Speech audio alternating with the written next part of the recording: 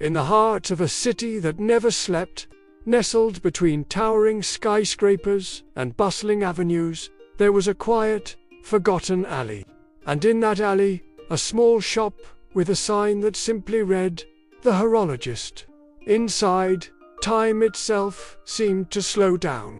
The air hummed with the gentle, rhythmic ticking of 100 clocks, each one a testament to moments past. One afternoon, a young man, driven by a mix of curiosity and the modern world's impatience, stepped through the door. The air, thick with the scent of old wood and polishing oil, felt like stepping into another era. He saw an old man, his face a roadmap of years, hunched over a workbench. His spectacles were perched on the end of his nose, and his fingers, though wrinkled, moved with a surgeon's precision, coaxing life back into a delicate pocket watch.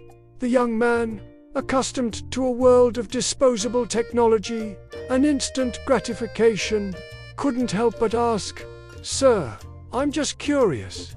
With all the new smartwatches and digital clocks, why do you spend your days fixing these old things? Isn't it easier and cheaper just to buy a new one?" The watchmaker paused, a faint, knowing smile gracing his lips. He set down his loop and turned, his eyes twinkling with a light that seemed to reflect the wisdom of ages. He didn't answer immediately. Instead, he gestured towards a grandfather clock in the corner, its pendulum swinging with a steady, hypnotic grace.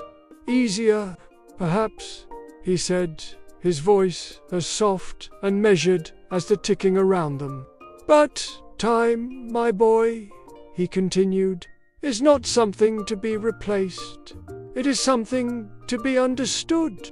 These clocks, ...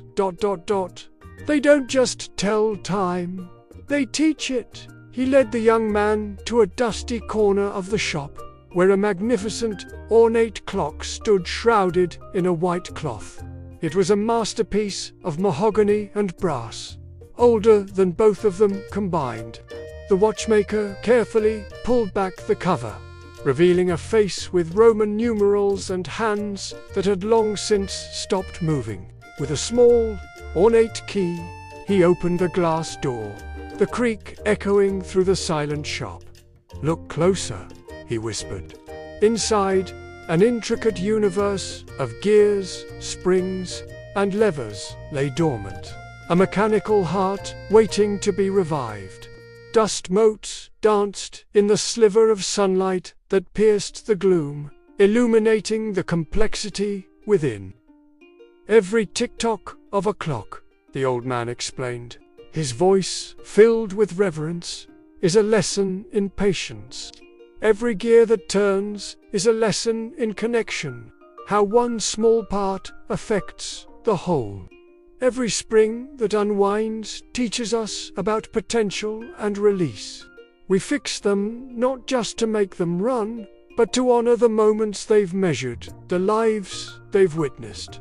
A new clock has no story. This," he said, gently touching a tiny, perfectly crafted gear, "this one holds a lifetime of them. Each tick is a memory, a lesson learned, a moment cherished. It's a heartbeat that connects us to our past." The young man stared at the clock's inner workings, mesmerized. He suddenly understood. It wasn't about telling time, it was about respecting it. The watchmaker wasn't just fixing machines, he was preserving stories, mending the broken connections to history. The steady, patient work was a rebellion against the frantic pace of the world outside. It was a declaration that some things are worth saving, that wisdom isn't found in what's new, but in what endures. The quiet shop was no longer just a place of repair. It was a sanctuary of wisdom, where every second was given its due respect. He looked at the old watchmaker, who had returned to his bench, polishing a brass gear until it shone like gold. A profound sense of peace settled over the young man. "Can you teach me?" he asked, his voice barely a whisper.